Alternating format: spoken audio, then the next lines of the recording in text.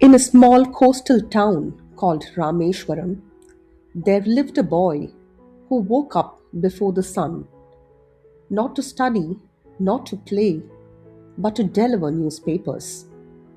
No one looking at him then would have thought that this quiet, thin boy would one day become the missile man of India and the president of a nation. That boy was APJ Abdul Kalam. Kalam grew up in a modest home in Rameshwaram. His father was not wealthy, but deeply wise. His mother was gentle and grounding. Money was always limited, but dreams were not.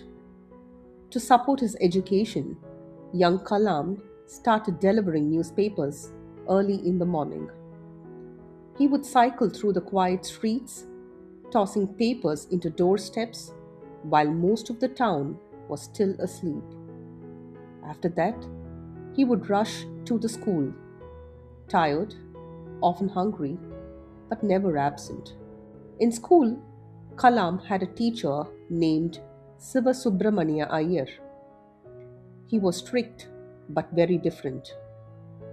One day, during class, the teacher noticed Kalam's curiosity about how things worked, especially birds, flight, and the sky. Instead of teaching only from the textbook, the teacher did something unusual. He took Kalam and some students to the beach. There, he explained how birds fly, how nature itself is a master engineer. Kalam listened silently. Then came that moment that stayed with him forever. The teacher invited him to sit beside students from different social backgrounds, something very uncommon in those days. There was hesitation in the air, but the teacher insisted learning has no barriers. That simple act broke an invisible wall in Kalam's mind. It wasn't just science he learned that day, it was freedom. That moment on the beach stayed with him longer than any lesson in a classroom. Kalam began looking at the sky differently, not as something distant, but as something reachable. He started dreaming about flights, rockets, and space. While others saw a boy from a small town, he slowly began seeing himself as someone who could reach beyond the sky. But dreams alone are not enough. They need discipline, and Kalam had plenty of that. Kalam's dreams were growing bigger, and so were the expenses. When he received admission to the Madras Institute of Technology, it should have been the happiest day of his life. Instead, his family fell silent. The fees were far beyond what they could afford. That night, the small house in Rameshwaram felt heavier than ever.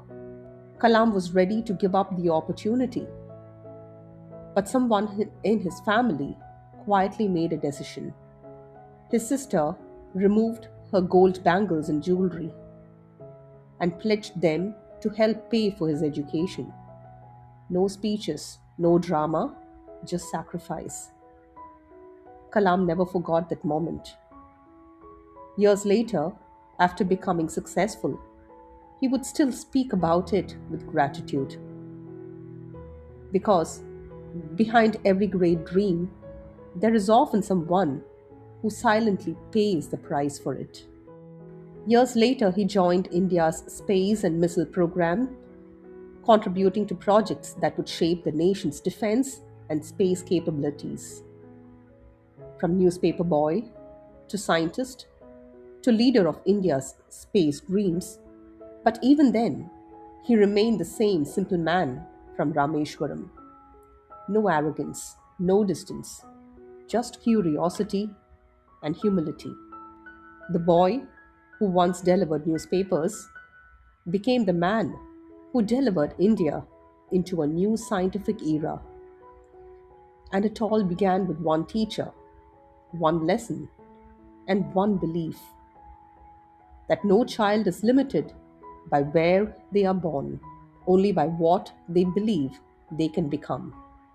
பிறப்புக்கும் எல்லா உயிர்க்கும் சிறப்புவா செய்தொழில் வேற்றுமையான். All beings are equal by birth. It is their actions and achievements that distinguish them. Abdul Kalam was not remembered for where he was born. He was remembered for what he chose to become.